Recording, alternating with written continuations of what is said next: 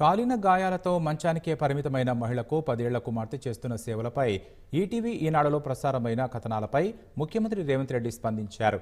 సూర్యాపేట జిల్లా నూతన్కల్ మండలం గుండ్ల సింగారానికి చెందిన సలీమా 9 ఏళ్ల క్రితం క్షణికావేశంలో ఒంటికి నిప్పంటించుకోవడంతో తీవ్రంగా కాలిపోయి మంచానికే పరిమితమయ్యారు. కదలలేని స్థితిలో ఉన్న తల్లికి 10 ఏళ్ల కుమార్తె సపర్యలు చేస్తూ వంట చేసి తినిపించి పాఠశాలకు వెళుతోంది.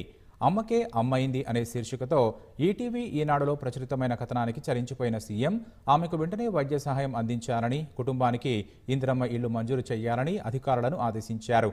మహిళ పరిస్థితి చూసి చరించిపోయిన సూర్యాపేట జిల్లా కలెక్టర్, డీఎస్పీ సహా పలువురు అధికారులు సలీమా కుటుంబానికి ఆర్థిక సాయం అందించారు.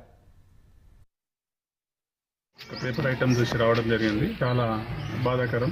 ఆమెకు మా పోలీస్ శాఖ తరఫున ఎలాంటి వైద్యమైన మా ఎస్పీ గారి ద్వారా మాట్లాడించి ఇప్పించడం జరిగింది. అదేవిధంగా పిల్లలకు కూడా ఎడ్యుకేషన్ పర్పస్ లేదని అవసరమైతే మా పోలీస్ శాఖ ఏది అవసరమైనా సహాయం చేయడానికి సిద్ధంగా ఉన్నాం. వ్యక్తిగతంగా వీళ్ళకు ఆర్థిక సహాయం చేయడం జరిగింది. అదేవిధంగా అత్యవసర సరుకులు కూడా ఇవ్వడం జరిగింది. అవసరమైతే డిఎంఎండ్హెచ్ఓ గారితో మాట్లాడి బెటర్ ట్రీట్మెంట్ ఉంటే మా ఎస్పీ గారి ద్వారా మాట్లాడి ఇప్పించడం జరుగుతుంది. Thank you. ఈ రోజు పేపర్లో వచ్చినటువంటి కథనాన్ని ఆధారంగా కలెక్టర్ గారి ఆదేశాల ప్రకారము ఇక్కడికి రావడం జరిగింది.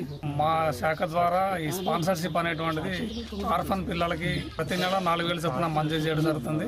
వాళ్ళకి 18 సంవత్సరాలు వచ్చే వరకు ప్రతి నెల 4,000 చొప్పున మంజూరు చేస్తాము. వాళ్ళకి హాస్టల్స్ కానీ ఇంకేదైనా కావాలన్నా కూడా మేము చేయడానికి సిద్ధంగా ఉన్నాం.